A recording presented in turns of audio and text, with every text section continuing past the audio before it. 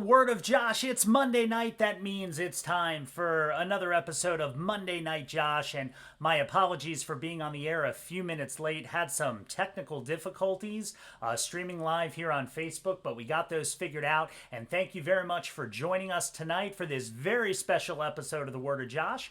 Wanted to give a big shout out first to last week's guest, Jeremy G, who was on talking with us all about public school teachers and talking about teachers' rights and supporting teachers, particularly in Baltimore County and Howard County here in the great state of Maryland. So a big thanks to Jeremy. A big thank you to all of the teachers out there for everything that you're doing for all of the students throughout this entire country. And it cannot be done without you. If you enjoyed that episode, be sure to share it with your friends. Don't forget, we are streaming live right here on Facebook every Monday night, as we are now in the football off season, and heck, there ain't much to watch, so why not watch me? But if you don't have time to watch us on Facebook, we do appreciate the support. You can support the podcast by subscribing to the podcast through iTunes. Head over to the search for the Word of Josh podcast on iTunes and subscribe, or through Spotify, or through Amazon, or through Google Play, or through any other place you like to get your podcasts. We are working on a YouTube page that'll be coming up very shortly in the near future, so we'll be able to archive all of our shows on YouTube, and you can check that out. Before I get to this week's topic and this week's interview and our very special guest, I do want to hit one big quick thing of current news. Probably about an hour ago, the Dallas Cowboys announced that they have come to and signed Dak Prescott, their starting quarterback, to a contract extension for 4 years, $160 million for Dak Prescott. So Dak Prescott staying in Dallas. We can put those Russell Wilson trades to the Cowboys to bed. That's not going to happen. Dak Prescott is the starting quarterback for the Dallas Cowboys. More details of the contract next week as they become available. But in the meantime, Dak, 4 years, $160 million. Can I borrow some money and do some more things with this podcast? I'll even bring you on as a guest once I'm done talking to coaches.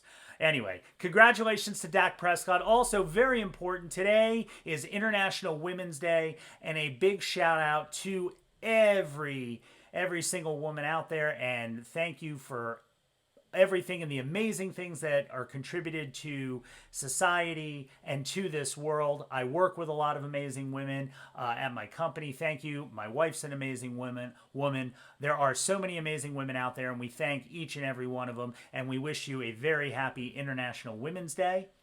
And now, as I move on, I am very excited to debut something I've been talking about for a couple of weeks.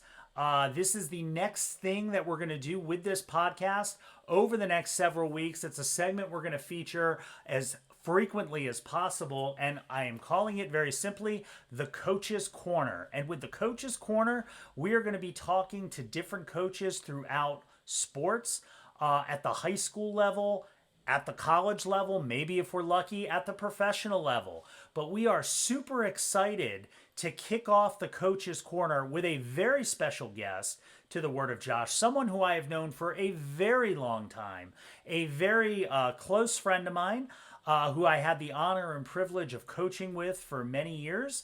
I am talking about none other than our 2006 Howard County, Maryland high school football Coach of the Year, Mr. Jamie Wagner. And Jamie and I sat down and had a terrific conversation that was so incredible, it's actually going to be multiple episodes. And so we're going to actually have a bonus episode of Word of Josh this Thursday. So this Thursday night, you're going to be able to tune in and hear part 2 of my conversation with Jamie Wagner. But you can't get excited about part 2 until you hear part 1. So sit back, relax, as we welcome in Coach Jamie Wagner. We had a great talk, several hours talking about all sorts of different things football related, and I really hope you enjoy. So sit back, relax. Here comes my conversation with Coach Jamie Wagner. All right, it is the first week, the first time I'm doing this. It is our coaches talking sessions during the offseason. It's going to be a new segment we're doing at different points over the NFL football offseason. And I am thrilled to get this new segment started off with someone who I have known for a very long time, someone who I consider a very good friend, someone who I have had the chance to coach the game of football with, learn from. I am here with the Howard County 2006 Coach of the Year at Centennial High School, Jamie Wagner. Coach, we've known each other a long time. You've been one of the strongest supporters of the podcast. So thrilled to have you on and to get a chance to kick off this new segment with you. Thanks for being on, man. Hey, thank you so much, Coach. I appreciate that. I am a big fan of the podcast. And if I can just take a minute to tell you a little bit about that, being born and raised outside of Philly, Philadelphia sports talk is a huge part of the culture. Huge part of the culture. So I spent my whole childhood growing up listening to WIP sports talk. WIP. As an adult, I drive back to Philly for sporting events, and on the long drive homes, I listen to sports talk. And when I turn on your podcast, it gives me the flashback of driving home after a Phillies game, after a Flyers game, listening to sports talk. It's fantastic. You do a great job. I'm honored to be here. Well, I appreciate that. I appreciate the support, and that's quite a compliment, and I greatly appreciate it. So this is going to be a lot of fun. You and I go way back to when I started coaching football at Centennial High School, which at this point is more than 20 years. And we were together for a period of time when Ed Holshoe was still coaching at Centennial, and then for a couple of years with Ross Hannon, and then ultimately you took over, and that's kind of where I want to talk a little bit. Obviously, Ed Holshoe was at Centennial for, I want to say 11 or 12 seasons. I should know it because I played for him and coached for him. But his first season there was in 1990, and his final season was 2001. So while the math says 11 years, I think if I were to count it off, it's probably 12. But that's how far removed I am from elementary, middle, and high school arithmetic. I'm a little off. So Ed was there, and Ed did a lot of great things for the program. And then when Ed stepped down, one of his longtime assistants and another former player of his, Ross Hannon, took over for a couple of years. And then that'll take us to late 2003, early 2004, where the job became open again.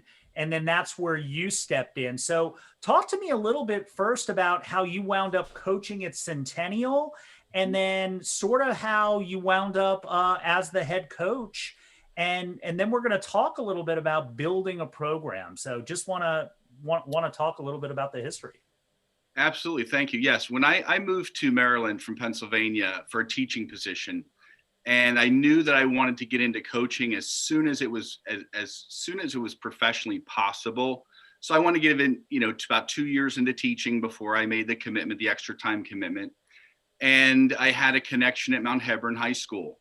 And so I accepted a JV football coaching position at Mount Hebron, and that's where I met Coach Hannon. Okay. And I had, coaching with Coach Hannon, the first thing you realize is this is a guy that knows X's and O's beyond. It's just like, it's mind blowing, right? Yeah. So I'm spending the year with Coach Hannon, and as we meet and we talk and we share experiences, he keeps referring to Centennial High School. And I was not even familiar with Centennial High School. And the name he kept bringing up was Coach Holshoe, Centennial. And it really got me thinking about, Coach Hannon has a high respect for Centennial and Coach Holshoe. Sounds like someone and a place I'd like to get to know more about.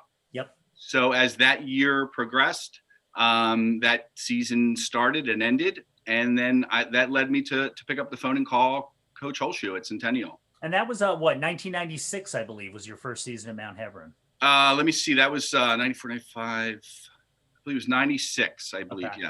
Yes. Okay. So that would have been my first year not at Centennial as a player. Okay. Going back year-wise. So that's interesting. The one thing that I noticed when I was at Mount Hebron was the one game of the year that seemed to live up to the Pennsylvania hype that I was used to. was when Centennial came over. It like that was a rivalry that reminded me of home. That reminded me of Haverford, Ridley, Haverford, Lower Merion, Haverford, Upper Darby. It reminded me of home. So when I heard of Centennial, that's what sparked that memory in my brain of these two schools don't like each other. Nope. These two schools have a great rivalry. So I knew I was in for something special. Yeah, and it is amazing with Centennial because when you think about high school sports, Centennial, particularly at that time period, in the 90s, always had very strong soccer programs, always had very strong lacrosse programs, always had a good basketball program. The football team at Centennial and Hebron, to that extent too, years were kind of up and down. The programs would take time to build. They didn't always have some of the athletes that some of the other schools had, but coaching was always pretty strong, particularly at the top level at both schools. But you're right, that rivalry, no matter the sport, but especially in football, really grew to the point where people just didn't like each other, at least for 24 hours, right? Everyone was like, there were never any incidents in like the neighborhoods or anything like that. But for the week of the game, whoo, and then it built. Yeah. So, all right, great. So, oh, sorry, go ahead. No, it's special. You're absolutely right. Yeah. So 96 comes and goes. You wind up picking up the phone and calling Coach Holshoe. And relatively quickly, because I believe the next season you actually were at Centennial starting in 97. Yes, the phone call and the meeting with Coach Holshoe went really well. And the one thing that I noticed was before he was going to say yes or hire somebody, we sat down for a couple of hours and we just had a conversation. Yep. It was, I suppose, a formal interview, but it really was a conversation about values. Yeah. And at that moment, that's when I knew I thought it would be a really good fit. Yeah, and I can speak to a similar experience because when I reached out to Coach Holshoe about joining his staff, I wrote him a letter at that point because email was still relatively new. I didn't know how to get his email, but I knew where he lived, so I wrote him a letter and then had a similar experience. Went over and had a conversation with him. I think it probably wound up lasting 3 hours. And even though I had played for him and he knew me and I knew him, obviously joining anyone's staff, and we're going to get into building a staff in a little bit, but when you join someone's staff, it's a big commitment for both sides, all the way, even at the high school level. Absolutely. And when we look at NFL teams building a staff or some of these major colleges building a staff, it's really a tricky process because I think as I hope we get to talk about today, the chemistry on a staff, it can be magic or it can produce a, cancerous kind of environment. So absolutely important part of the process. Definitely. And we're going to get to building a staff in a few minutes.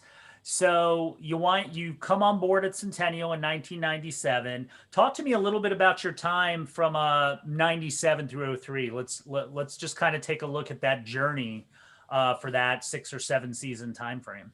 Absolutely. One of the things that became very obvious to me was when I coached, for example, with Coach Hannon. Coach Hannon, X's and O's, brilliant mind.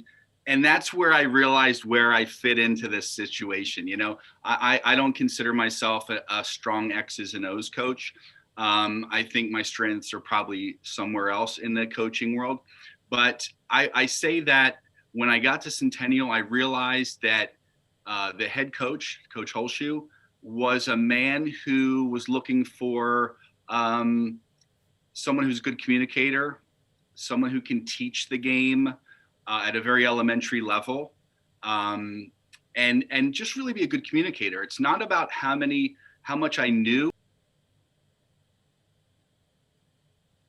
but communicate and how I felt very comfortable in that program immediately because it really was a classroom outside on the lined field, and that made me feel really comfortable, and my confidence level grew very slowly because he put trust in me that you don't have to be so complicated. Just teach the fundamentals, teach the basics. And that's it. It was really a comfortable place to start my coaching. Absolutely. And I think I think if there were three ways that I could define Coach Holshoe, um, teaching basics. So that's Yeah. one, fundamentals, and organization slash preparation. I don't know if there's anyone in my life who prepared me more for everything that I do now than Coach Holshoe, simply because when you're a head football coach at the high school level, you are basically the CEO of an organization. You've got to worry about budgets, you've got to worry about staffing, you've got to worry about your workers, if you will, your athletes, your student athletes, um, equipment, purchase orders, fundraising. I mean, it's a CEO job. And seeing the way Coach Holshoe was in terms of his organization, preparation, attention to detail, the littlest detail he never missed, right? When it came to prepping for the game, it was look at your shoelaces. Do your shoelaces look like they're about to break? And I'll always remember him saying it would be a terrible time to be in the middle of the game and your shoelace breaks and I got to pull you off the field at 4th and goal on the 1. And who thinks of that stuff? But Coach Holshoe does, and I know for me that sort of has helped me shape my professional career. So I can definitely relate to that. Absolutely. He's a remarkable man. So you're at Centennial now. Are you with JV that entire time? Are you on varsity? What was that journey like? My first position there was the JV head coach. Okay. Under the wing of Dave Greenberg, Coach Greenberg. Coach Greenberg. Another legend. Master of the straight T. Another legend. So I was really fortunate. He trusted me to take on that role. He watched me grow through the process. So I was pretty much a JV head coach for several years. Then Coach Hannon takes over the program, and at that point, I had an opportunity to get a little taste of varsity football. Yep. And I appreciate that opportunity. So that was my foot in the door for a varsity experience. Great. And that was around 2002, 2003 at that point. Correct. And that happened. And again, Coach Hannon came in, changed things up a little bit. For years, Centennial was kind of a power eye or an eye type football team on the offensive side, a lot of 50 defense, which you probably don't see much of in high school anymore with everybody running the spread. But, you talk about Coach Hannon's X's and O's. If you really think about what Coach Hannon was doing, he was kind of one of those guys going to that spread offense really before its time. The spread wasn't that big back in the early part. This is going to make me sound really old. In the early part of the century, in the early 2000s, the spread was just sort of starting to take off at the high school level. And it sort of boomed into then college and making its way into the NFL.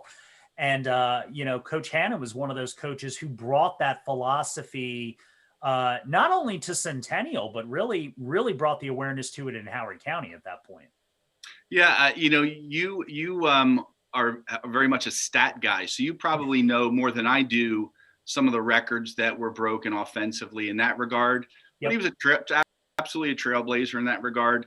He was, he knew Coach Holshoe.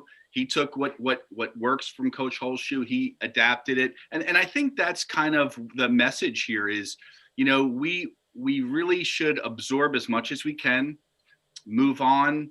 And take what we find, take what we inherit, and make it better. Yep. And I think that's kind of what's going on here. Right. Now, Coach is there for a couple of years and moves on to some different opportunities, and then at that point, the Centennial job becomes available. The varsity head coaching job, again, late 2003, early 2004, and I remember getting a phone call from you letting me know you've taken the job. And I I had left Centennial for a year in 2003, had a lot going on in my life at the time, and wasn't able to coach that particular season. So I was with Coach Hannon his first year, and then was gone. But then you gave me a call and wanted to have a conversation with me about coming back. But talk to me a little bit about your journey in terms of the job's open. Making a decision to go for that head coaching job is a huge life decision and a big commitment. It is, and to be, just to be very honest with you, that was a time in my life when I was not qualified for that position. I was not, as you'd say, maybe ready for that opportunity. The opportunity was there.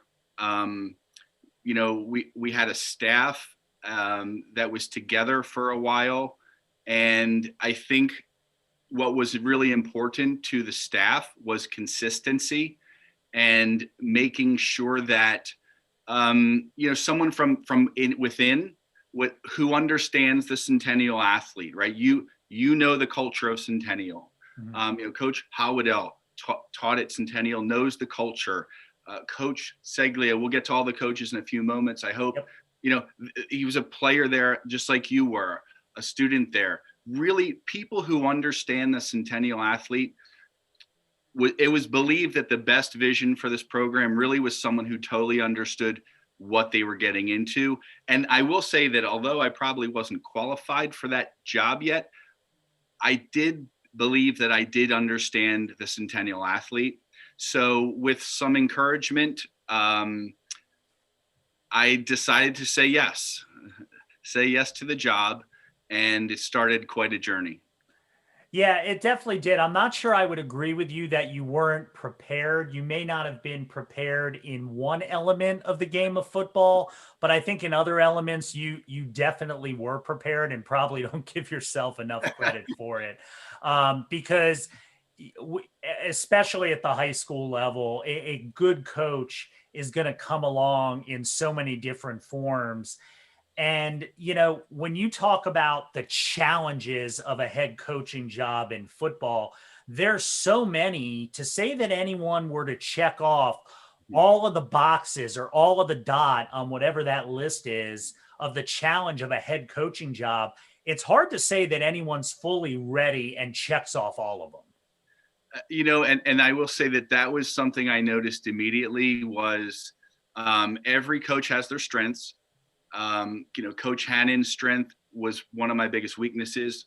Coach Holshue's strengths were many. And it's right. You're right. It's if we combined every coach into one coach, you have the perfect coach. Right. But then nobody's getting fired and no one has opportunities. That's right. Exactly. Or getting promoted for that level matter either. Doesn't always have to be fired. So I agree with that statement that not everyone can check every box. And so what I had to do was just gain a little confidence in the few boxes that I could check off for myself. And this is where the staffing comes in, quite honestly. So let's talk about that. So you're taking over the job. At the time, the program was coming off of a down year. If you think of Centennial it's never, whenever the head coaching job has been open, I don't think it's ever been considered the dream job for anyone, in terms of you're not walking in and taking over a juggernaut. You're not walking in with an established winning program that year after year after year is contending for county championships, whether you're talking of the Wild Lakes of the 1980s and 90s, the River Hills and Glenelgs and Wild Lakes for that matter in the 2000s and 2010s. Centennial's had success. Centennial has downs. You probably, look at Centennial's history. There's some down seasons, there's some up seasons, there's some in-betweens. Before we get into building the staff, just talk to me a little bit about the overall challenges of the jobs and the stigma that may have been either with the Centennial job or with some other jobs where a job is open, but you're not coming in to, the top of the world. Well, you're exactly right. You hit the nail right on the head. When a job becomes available, there's a reason for that. And it's usually because winning has not been occurring. Perhaps maybe you get lucky and a legendary coach is retiring and leaving a program in really good hands or in really good shape. At Centennial, when I was looking at the history of Centennial, I always wondered, were they not winning consistently because kids were not coming out, or were kids not coming out because they weren't winning? The egg theory, right? Right. So are you not winning because the kids aren't coming out, or the kids not coming out because you're not winning? So regardless of what the answer is, the bottom line is something had to be done to kind of tap into the athletes that are in that building. Because we know that Centennial, I mean, what a great place to teach, what a great place to work, what a great place to live. You've got kids that they're hardworking, they're bright, they want to win. They want to win. In fact, they're winning in other sports. So you have kind of all the ingredients. You just have to maybe alter the process a little bit. And I think that, to be honest with you, taking the job, I felt like there was not as much pressure to win immediately, because there was so much work to be done, and that I think that the typical outsider would understand the timeline that we were probably going to be under. Yeah, absolutely. And there were it's hard to, when you think about that, you're taking over a new program. It's also a challenge because you can't walk in and say to your players, "Hey, we're not going to win this year." They don't want to hear that, nor should they want to hear that. So talk to me a little bit about, you take the job, you've got a vision of the program, and then you were starting to go right into this just a minute ago, building out a staff. And Right. Talk to me about that. How does that all come together? Because your vision and building a staff are kind of all intertwined. Yeah, and to be very honest with this process, sometimes the planets need to align, right? Sometimes you just you're really fortunate with timing of things. And, we have a collection of staff members who were there in the program. You had been in the program. We had people who are really talented coaches. Mm-hmm. We had a staff that really good communicators, really good teachers. Yep. We had staff that was really football IQ through the roof. Yeah. I mean, we had the makings there, and it was really just about everyone understanding that we have a unique opportunity. And I don't think that we would do well if we came into this position and made just empty promises, meaning we would be fools to come in and make statements, to write checks we can't cash, as they say, right? Right. Only say it if you truly believe it. Right.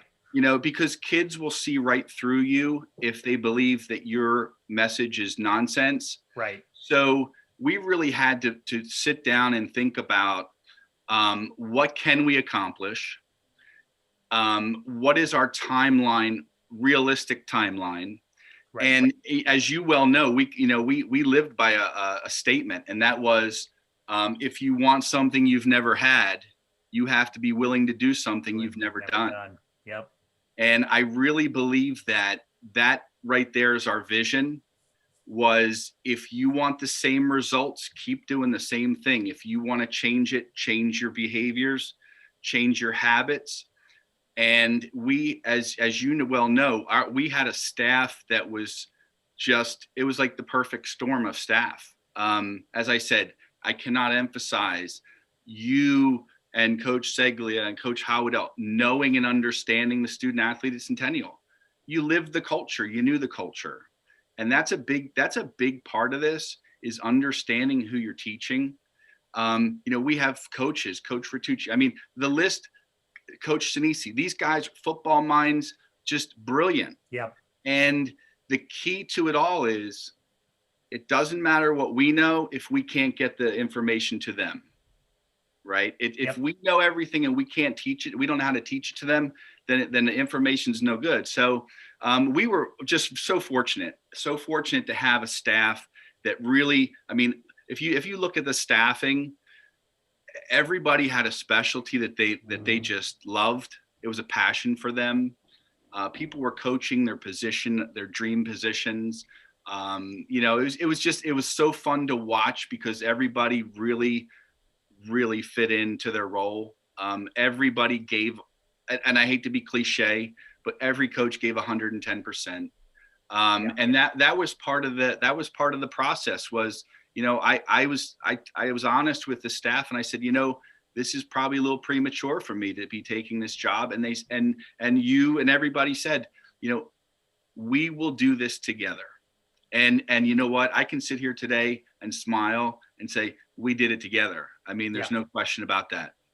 I think what was so unique about that staff, particularly the first few years, and obviously we also had Coach Bile with us for the first couple years until he moved to a different school, but Correct. fit right in with that group. And like you said, I think what was so unique about all of us, particularly early on, and it never really changed, but those first couple of years, intrinsically, I mean, to say that we were in it together was an understatement, because the hours of time getting together, talking, planning, discussing, evaluating, watching game tape, sitting around either a conference table in the school or a table at someone's house or on someone's couch watching TV, or then late nights after a game or a scrimmage. Everybody had the same goal. And while we had our moments where we had disagreements and sometimes didn't get along for a moment, I think what was so unique about this staff was everybody truly got along and cared about each other. And I've always thought that's been one of the most, whenever I think back of my time at Centennial, the successes were great, and the experience was great, but this staff, I've never been around a group of people like this in any other aspect of my life on a day in and day out basis. Because during the season, you're spending 6 days a week together. Sometimes when times stink, 6, 7, 8 hours a day after you've already done a full workload. And then when times are good, maybe it's not quite 6, 7, or 8, maybe it's 6 or 7. But everybody got along and everybody was there for each other as people first. We all loved football, but at different points there for each other in a very genuine fashion. And when you have that together as a staff, it is something special. It really is. And I think we all, as football coaches and people who love sports, anytime you watch interviews with coaches or even players for that matter, you quite often hear the word relationships. Yeah. And it's truly professional sports, college sports, high school sports. It is sports, but it's really building relationships, and the relationships that were formed, the bonds that were created, the trust in each other, going the extra mile for each other. I mean, there's nothing else more important than that in this whole process. So yeah, building relationships, it's not cliche. It is legitimately one of the key, cornerstone to build on, Yeah. All right. So you're putting the staff together. Obviously, a big decision is going to be the coordinator roles, offensive coordinator, defensive coordinator. But in order to really figure those out, you're also talking about your system, both offense and defense. And I'm curious because by the time I came back on board, the system piece had certainly already been decided by you. But you made, I don't know if I would say a controversial decision, but you made a decision to bring back, if you will, the single wing on the offensive side of the ball. And then talk to me about that, because at the time, we're talking a few minutes ago about Coach Hannon bringing the spread, and now you time traveled back almost prior, because 100 years earlier, I believe to the year, is when the single wing sort of debuted in the game of football. And making the decision at that point to go back to single wing. But also, what was kind of neat was another school made the decision in the county to bring back the same system, the same year, slightly different. But what was that like? What was all that like? Wow, I think we could do an entire Yep. episode on this topic alone. But one of the things that I truly did buy into was when you look at the Centennial athlete, when you look at the football player who we're getting to come out to play every year, it was truly, if you recall the movie Moneyball, Yes. right? Great When movie. when Brad Pitt says, if we continue to compete with the Yankees in here, it's the same mindset, really. Yeah.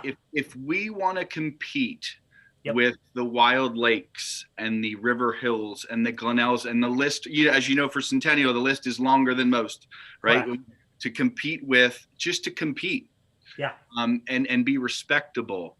When you want to compete with them, I did truly believe that we had to do something different. And it was a really unique experience for me. I sat down with a friend of ours, Coach Harbinson, Yeah. and he happened to have old footage. It was basically reel to reel film of 1930s or 1940s single wing practice reps. Wow. And it was individual practice for running backs. And I was sitting there watching this old film. This is before I even had the job, Right. and watched in slow motion the single wing backfield motion, and I couldn't find the ball. Yep. It was like the shell game, right? Yeah. Right. 3 card Monty. Watch it, chase it, see where I place it. So, in all seriousness, I watched that video, and I thought, this is just crazy enough Yeah. that it might work. Right. So the one thing that I believed in was, I don't know if it's going to work, but if we make this decision now, we're going to stick with it. Yep. We're not going to panic and change after a week, after 2 weeks, after 6 weeks, after a year. Mm-hmm. If we make this decision, this is something we have to be married to. Yep. And not to get into too many stories about the experience, but I know that we, when we went on the field, we were not making a lot of parents very happy. Right. Because the single wing looks odd. It looks strange. It doesn't look like the football we're used to seeing. And so there were growing pains, to say the least. But that was really important to me, to try something different. And that decision, if it crashed and burned, that was all on me for sure, because Right. I believe that we had to do something different. And the beautiful thing is, when we assembled our staff and we sat down to talk about this, everyone, man per man, said yes. Yep. I believe that in order to get different results, we have to have a different approach. And I think that really was the start of something special, when every coach honored the vision and said, let's just do it. And, there were no chinks in the armor. When kids looked at us and thought, this is a little bit strange, are we really going to stick with this? Coaches didn't give in and say, maybe you're right, we should change. No, it was, yes, this is what we're doing. And then, of course, we'll get later to the long-term results here. But yeah, I think choosing a system like this was important. Ironically, as you mentioned, another school in the county came out that year with the same offense.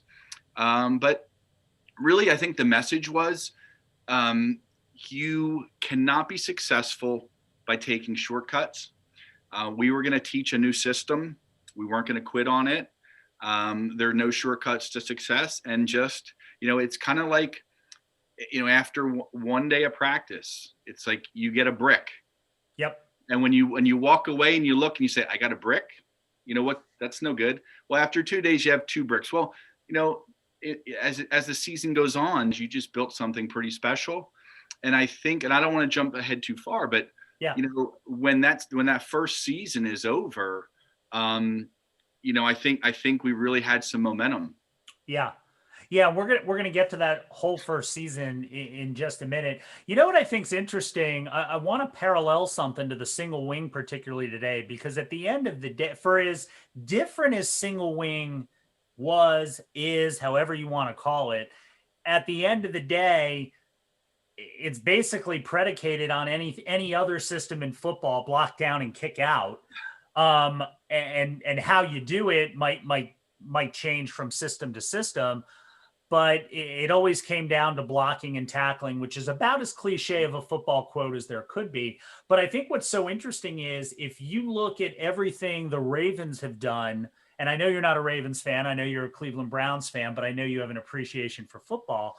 When you take a look at everything the Ravens have done since bringing in Lamar Jackson as their quarterback, a lot of it is pretty much predicated on single wing principles and concepts. I mean, to me, the whole basis of the Ravens running game is very much tied to the single wing. And I always smile, and occasionally we'll send each other a text actually Yes. in the middle of an NFL game. Yep. when the announcer will say, now there's some single wing football. Yes. And it happens definitely a couple times during the season, without a doubt. And I love that. I think that's great. Yeah. All right, so you've made the decision to go single wing, and now correct me if I'm wrong. For the first year or two, you made the choice to, in addition to be head coach, to be offensive coordinator, and then Coach Sinisi was the defensive coordinator. So there's two pieces I want to hit on here, if that's okay with you. The first is making the choice early on to do both jobs. And then the second thing I want to talk to you about, which is part of your vision in building the program, was you didn't stick with the traditional JV varsity staff. You actually took a different approach, and I'll let you explain it. But talk to me first about the decision to be the offensive coordinator and the head coach for the first couple years before handing that off, and just talk about that thinking and decision process. Well, exactly. And as I stated in the beginning of the interview was, I don't see myself as X's and O's as my strength. And so why would I want to be the offensive coordinator when there's people on our staff more qualified than I? And I really think it was because I made that dangerous decision to go with the single wing. Yep. If I made that choice and then handed the responsibility to someone else, the criticism should have been all mine. And I didn't want a coordinator to feel that burden, to be honest, to feel that burden of the criticism when the choice wasn't theirs. And when we were learning the system, we had actually driven down to a coach, kind of a legendary single wing coach, Dr. Ward, in North Carolina. And we drove down to North Carolina and watched him implement the system in the first few days of his camp. And so I was one of the offensive staff members who made that trip. Coach Sinisi was on the defensive staff at that time. So I felt like perhaps I had a little bit of a head start on the information in the playbook and the training. So I wanted to make sure that I was putting things in that I saw. And then also, I think the burden of the criticism, I did not want someone else to have to deal with that as well. I think what's so cool about what Dr. Ward did is I do remember this specifically. I wasn't able to go on that particular trip, but I do remember this is what's great about coaches, when coaches recognize part of their world is to help each other grow the sport. And there's so many great coaches who do that. Coach Duvall has done that for years, and Coach Ripley with the Baltimore Touchdown Club. But what I think was so amazing about what Dr. Ward did, he tweaked his implementation in order to help Centennial, a school 1,000 miles away, or 700 or 800 miles away at least. And he tweaked it so you could see the most intricate part of the system be implemented. And I was always blown away by that. Coach, that's an excellent point. When we made the decision to go with the single wing, we had realized that there's a small coaching fraternity in the United States, really tight fraternity of single wing coaches, and it's something that you would just be surprised to see how generous people are. Yeah. It's just amazing. I mean, coaches are typically good to each other and helpful. You mentioned Coach Duval. I mean, I can't even say enough about how he helped me and welcomed me. And I mean, he knew I was overwhelmed, and he just was fantastic to me. So yeah, people are just so good in this profession. But the single wing fraternity is really tight as well. So you're right. Coach Ward did show us things that we normally would not have seen. And that helped us bring it home to Centennial. Right.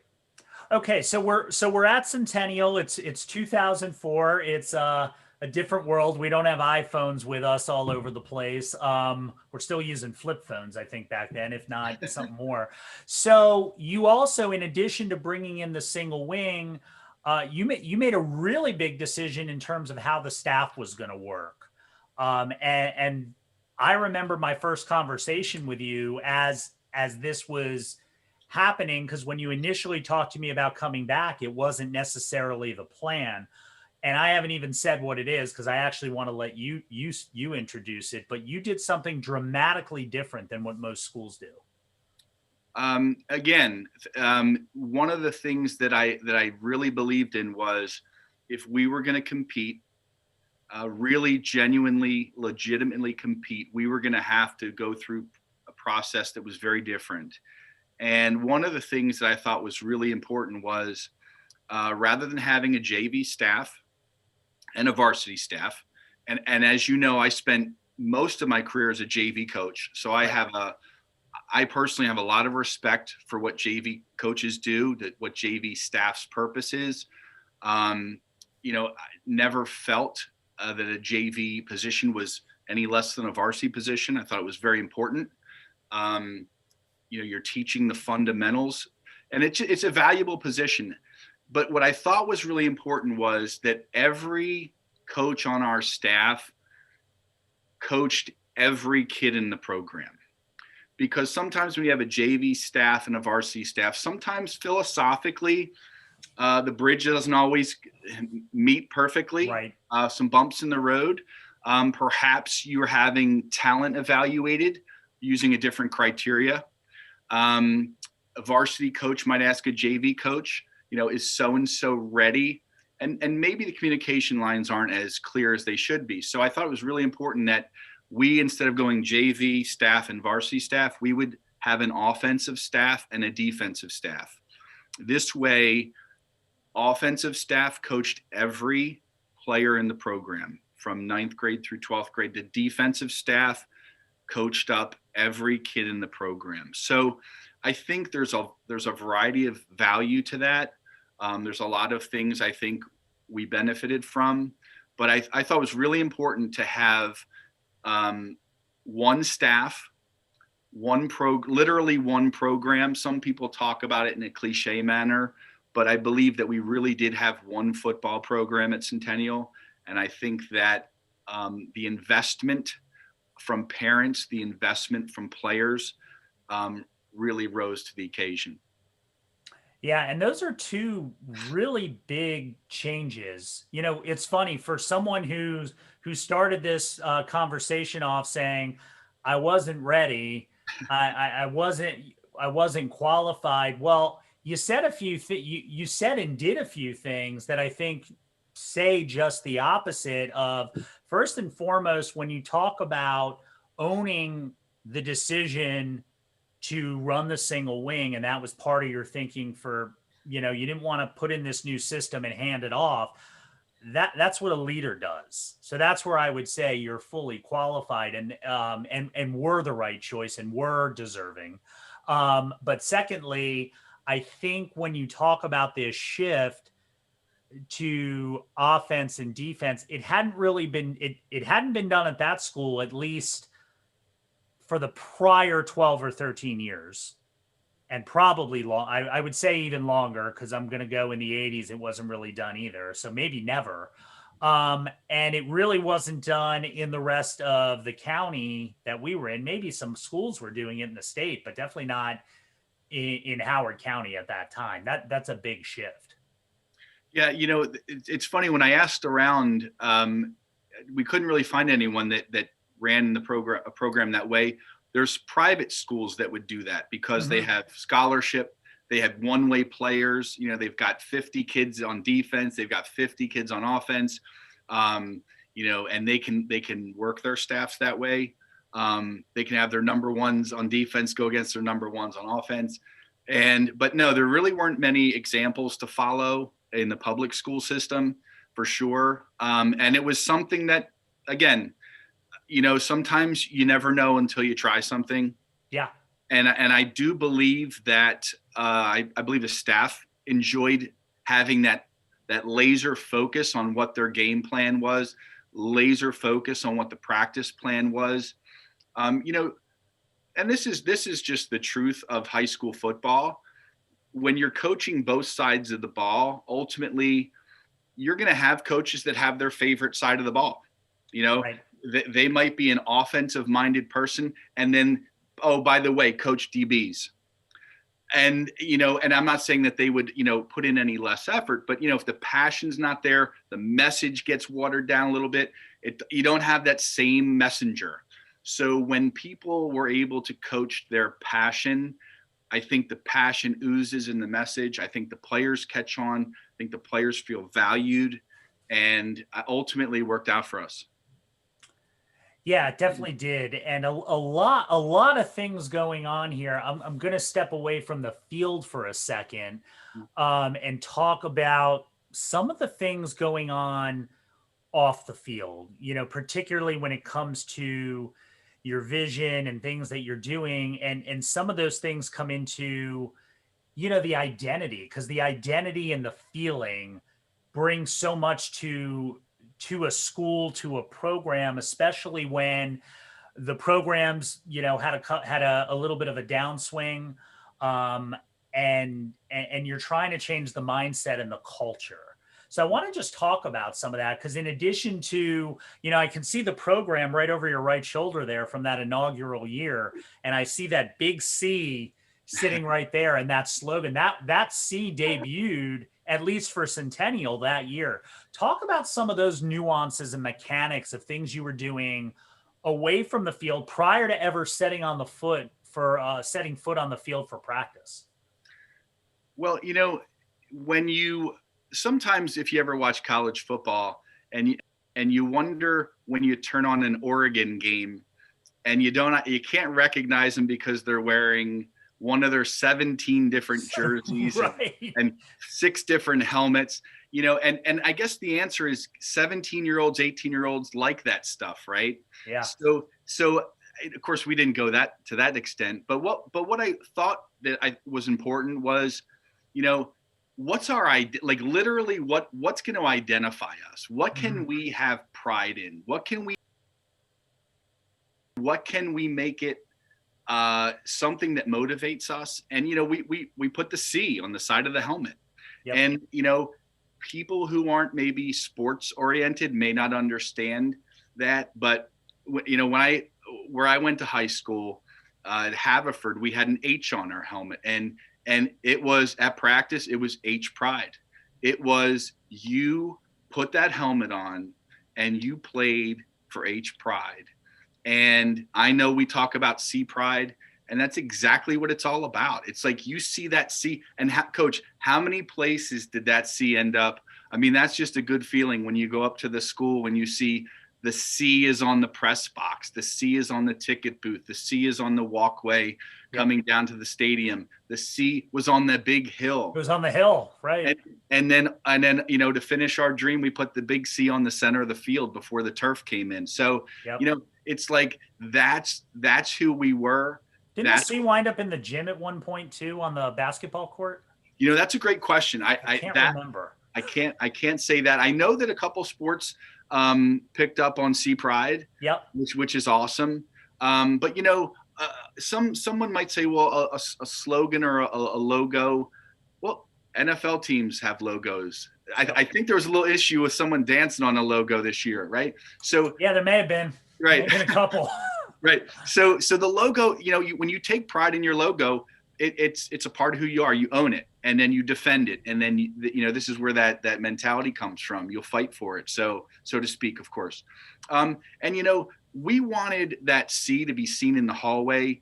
When you have athletes in your building, and the kids are wearing their game jerseys on a Friday, or the C on their T-shirt, you want other student athletes to say, you know what, how do I get one of those? Well, there's only one way you get one, and it's not in a store. You earn it. Yeah. You earn it. So come on out, enjoy it, try the experience, earn the C, wear the C, have pride. And I love it. I get goosebumps today just thinking about C pride. And we became identified by the C. Yeah, I think what's still amazing is I still have almost every single one of those T-shirts and probably still wear them at different points. And in the last year, my entire football wardrobe came out of the closet because haven't left the house. So well, I may as well be comfortable and seeing some of that stuff. Really, I thought all of that contributed to changing the mindset within the school of the football program and of being a part of the program. And that was a big thing because getting kids to want to come out and be a part of it. First of all, football, say whatever you want about it back then, it's always been one of the more dangerous sports. We know so much more now, right, about between head injuries and concussions and all that. We were aware of some of that back then, and it was always dangerous. So it was always easy to look at something else, especially for a parent to say, let's not play. You can play lacrosse and still have a contact sport. It's less likely that you're going to have a helicopter land on the field and helicopter somebody off. Yeah. Not to be negative, but we've experienced that, obviously. But you touched on something, which was come out. There's only one way to get it, and that's to come earn it. And things changed over the years when you took over of how many kids were coming out day one versus how many kids were coming out 3 years later, in year 3. And a lot of that also has to do with some of the relationships you started building with the youth programs in the area. Youth football was starting to explode. Right around that time is when the Ellicott City Patriots were starting to form. Talk to me a little bit about that piece of being a head coach and forming relationships with the feeder schools. Well, and I will say this, Coach, I'm glad you brought that up because one of the things as a middle school teacher, and Coach Sinisi is a middle school teacher, and we both came from elementary schools. So we know from talking to elementary kids, we know from talking to middle school kids, when you talk about high school football in a feeder school to Centennial, quite often you get that confused look like, oh, I don't know about that. Yeah. And so putting that C, going back to the C real quick, having the C in so many places for a middle school kid who goes to a Friday night game just for entertainment or to hang with their friends, they start to see the C. They start to recognize the logo. You were instrumental in building the bridge to the middle schools, getting the message out to, no, it's the truth. Our middle school feeders had talent, and we rarely tapped into that talent until we started to be very intentional about it. And I think that's a really big, it's like colleges getting out and recruiting high school kids. It's the high school getting out into the middle schools and letting kids know what's available to them and letting them see the logo and hear about the program. And that's huge. And that absolutely was, and perhaps later we can talk about some numbers about the program growing. Yeah. And so much of that comes from building relationships with your feeder schools. And that was something that you, and I know you probably won't want to take credit for this, but really went out there, and that was the bridge that needed to be built that had not been built in many years. Well, I won't take credit for it because I still think it was collective, and having you and Coach Sinisi in one of those feeder schools made that job a lot easier because it was one school I was at least able to cross off. But I always thought that was something good and positive that we started to do because there was a stigma at Mhm. the time, not even fully justified in my opinion. I think there was really one real down season that sort of created it. And it was sort of going out there and correcting it and helping people say, get excited about football and, oh, that's the coach, and the coach just brought us pizza, he must be a pretty good guy to play for. And then August 15th came around and maybe he tricked me, which was Right. never really the case, but it was probably a thought that went through a couple of kids' minds for Mhm. sure. But you think about all of these things for a second. You talk about before day one, right? Before the first day of practice, which at the time was August 15th, 2004, you're talking new logo, new identity, new offense, new staff, new uniforms, new ways of doing everything. And this is all before there's been one practice. Right. I mean, there was no. You'll know this better than I will. Was there? We weren't even involved with 7-on-7s back then. That first season, were we? I don't think so. Yeah, I don't think so either. So we had. And also there was an entirely new way to do weightlifting and training, the formalized bigger, faster, stronger program in BFS. So that also comes in at this time, a joint effort with many other coaches within the building. I remember Coach Dodds was a huge proponent of helping implement that. Coach Al Dodds. I know Coach Siegert was very much in support. The basketball so many programs supporting football with this BFS program. Yeah. That's a lot of changes prior to ever setting foot on the field. Now that you pointed out, I didn't quite remember that, but you're right. I guess we did have a vision. Yeah, there was definitely a vision. And if you when you can take it's also easy to take a step now and look at it because we're talking what says it was scary enough 17 years later, which is kind of depressing. But when you can look back and look at all of those things, it all comes back to something you've talked about a lot, getting the kids to play and getting them excited to play, getting them to care, showing the players that you care. And maybe at the time, the average athlete might be thinking, I got to learn something new, or I got to, if you're a senior and it's your senior season and you're excited for your senior year, and we'll talk about this as we get to the seasons in a couple minutes, you've got all this change. New coach, new staff, new offense, new defense, new this, new that. But there were a lot of things that worked, and you were able to implement changes with that BFS program so kids could see results prior to ever putting on a uniform in August. Yeah, the as I said in the beginning, like sometimes the planets have to align, right? And there were so many things that happened at once. Some things that we controlled and some things that we had nothing to do with.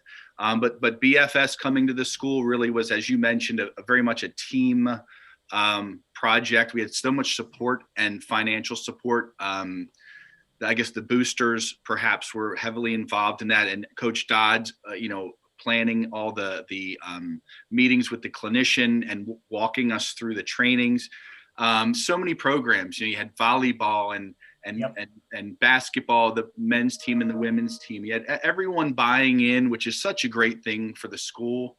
And I think ultimately, one of the things that I believe that BFS does is it implements accountability to the point where if you really say you want to get better, if you really say you want to be part of something special, if you really say that you're going to do what you're going to do, this is it. This is how you get faster, right? This is how you get better. It's a commitment. it's taking ownership of what you say you want to do. So the accountability piece in the BFS component is really, it's gold. It's absolute gold, because now the kids are investing in it, and some parts are fun, some are not. And the bottom line is, if you want something you never had, you've got to be willing to do something you've never done.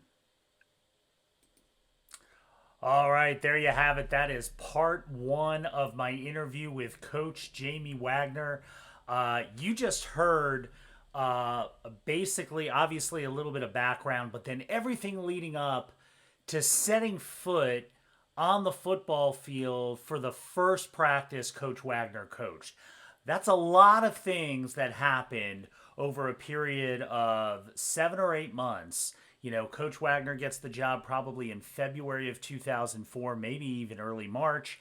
And then you have until August 15th, and all of those changes that we talked about, all these things that happen behind the scenes in high school sports. And this is a particular situation where there's a change within the head coach and the entire football program, a little bit of a shift in terms of the overall philosophy of the program and what's going to happen.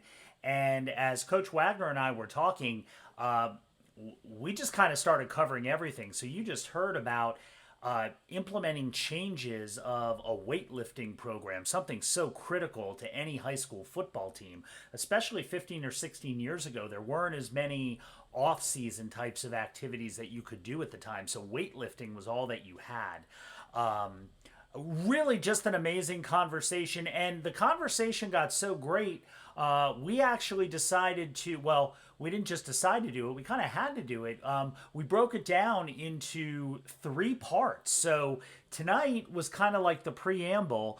Thursday night, we're going to do a special broadcast, part 2 of my conversation with Coach Wagner, and we're going to talk all about the 2004-2005 football seasons at Centennial High School back in 2004 and 2005, and you're going to hear all about everything that was planned in the offseason and now moving to implementation, if you will, and then seeing what happens, seeing how everything happens, and then we're going to build up. And that part of the conversation went a lot longer than Coach Wagner and I thought. So that's where part 3 comes from, where it's sort of the culmination and year 3 of the program where everything just clicked, and that's going to be next Monday. So really excited to have our first ever bonus show, A Word of Josh, this Thursday. Can't call it Monday Night Josh on Thursday, but we could call it Thursday Night Josh. Boy, I got to get my ego under control, don't I? But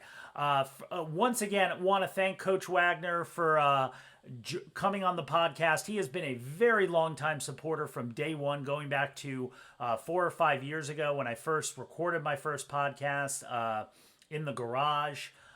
Didn't quite have the setup that I do now or the tools that I do now, but always grateful for his support, and really to go back down memory lane with him has been really, really exciting. So really excited to bring everyone part 2. Hope you enjoyed part 1. And again, remember, you can support the podcast by subscribing to us on iTunes. Search for the Word of Josh podcast. You can do the same search on Spotify or Amazon or Google Play, wherever you like to get your podcast. Please consider subscribing to the podcast. Show some support. Coming up very soon, within the next couple weeks, we'll have a YouTube channel, and we're going to have all of the archived Word of Joshes going back 4 or 5 years ago. Going to bring back some of those historical conversations I had with some other people, and really hope you enjoyed the first episode of the Coach's Corner. It got so good, we had to break it down into multiple parts. So really looking forward to this segment of the podcast. If there's a coach you want me to contact, be sure to reach out. Let me know who that coach is. Happy to try and get a hold of him. Please don't ask me to get a hold of John Harbaugh. Don't think he would come on. Probably don't think he and I would have the best of conversation. Actually, we would. We'd have a great conversation, but don't think it's going to happen. But really excited. Check us out Thursday night, 9 o'clock. Thursday Night Josh, all special episode with part 2 of my conversation with Coach Wagner. Thanks for tuning in. Have a great week. And once again, all the women out there, Happy International Women's Day. I'll see everybody Thursday night. Bye-bye.